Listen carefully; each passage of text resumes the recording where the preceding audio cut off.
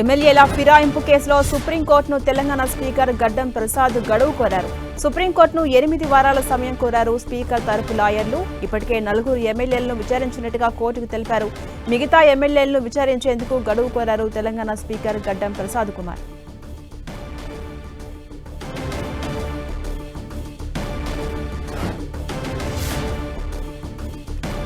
Updates మా ప్రతినిధి ప్రతాప్ అందిస్తారు. ప్రతాప్, ఎమ్మెల్యేల ఫిరాయింపు కేసులో సుప్రీంకోర్టును తెలంగాణ స్పీకర్ గడువును కోరారు. మొత్తం 8 వారాల పాటు సమయం అడిగారు. ఎలా చూడొచ్చు? అప్డేట్స్ ఏంటి?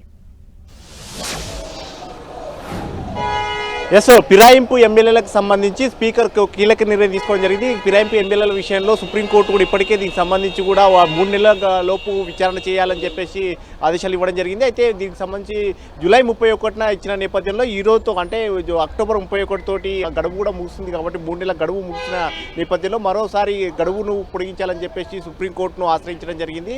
సుప్రీంకోర్టును దాదాపు 8 వారాల గడువు కావాలని చెప్పేసి స్పీకర్ గడువు కోరడం జరిగింది. అయితే ప్రజెంట్ ఇప్పటి వరకు మొత్తం 10 మంది ఎమ్మెల్యేలకు సంబంధించి కేవలం 4 విచారణ మాత్రమే కంప్లీట్ అయింది కాబట్టి మిగతా వారి విచారణ కంప్లీట్ కాలేదు కాబట్టి మరికొంత గడువు కావాలని కూడా కోరడం జరిగింది. మొత్తం 10 మంది ఎమ్మెల్యేలకు సంబంధించి కూడా వారికి నోటీసులు ఇచ్చిన నేపథ్యంలో వారంతా కూడా అఫిడవిట్లు ఇచ్చారు. దానిలో క్రాస్ ఎగ్జామినేషన్ కూడా జరిగింది. కేవలం 4 ఎమ్మెల్యేలకు మాత్రమే క్రాస్ ఎగ్జామినేషన్ జరిగింది. రాజేంద్ర నగర్ ఎమ్మెల్యే ప్రకాష్ గౌడ్ కానీ అదేవిధంగా మిగతా ఎమ్మెల్యేలు చెవెల్ ఎమ్మెల్యే కాళయ్య యాదయ్య కానీ పటాన్ చెరువు ఎమ్మెల్యే గూడెం మైపాల్ రెడ్డి అదేవిధంగా గద్వాల ఎమ్మెల్యే బండ్ల కృష్ణమోహన్ రెడ్డి 4 ఎమ్మెల్యేలకు సంబంధించి మాత్రమే క్రాస్ ఎగ్జామినేషన్ కంప్లీట్ కావడం జరిగింది. మిగతా ఎమ్మెల్యేలకు సంబంధించి కూడా ఇంకా కావాల్సి ఉంది కాబట్టి మిగతా ఆరోపణలు ఎదుర్కొంటున్న వారికి అందరూ కూడా నోటీసులు ఇవ్వడం జరిగింది. వారంతా కూడా వారి క్రాస్ ఎగ్జామినేషన్ కానీ అఫిడవిట్లకు సంబంధించి కూడా నిర్ణయం తీసుకునే అవకాశం ఉంటుంది కాబట్టి దీన్ని దృష్టిలో పెట్టుకుని స్పీకర్ ఇంకా మరికొంత గడువు కావాలని కూడా కోరడం జరిగింది. కేవలం 3 నెలల్లో కంప్లీట్ చేయాలని చెప్పేసి సుప్రీంకోర్టు ఇప్పటికే ఆదేశాలు ఉన్న నేపథ్యంలో సుప్రీంకోర్టుతో ఇచ్చిన గడువు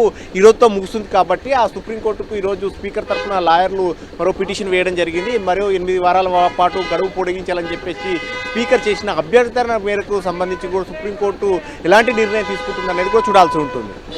అంటే సుమారు ఎప్పటి వరకు క్లారిటీ వచ్చే ఛాన్స్ ఉంది Pratap?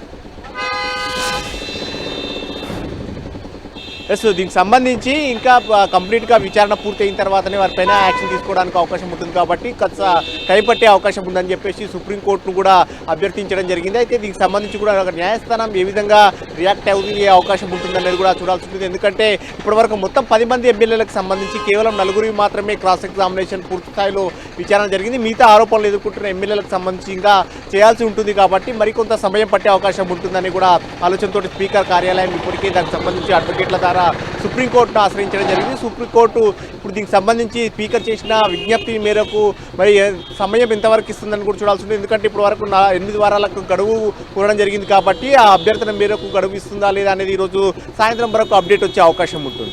Right, thank you Pratap.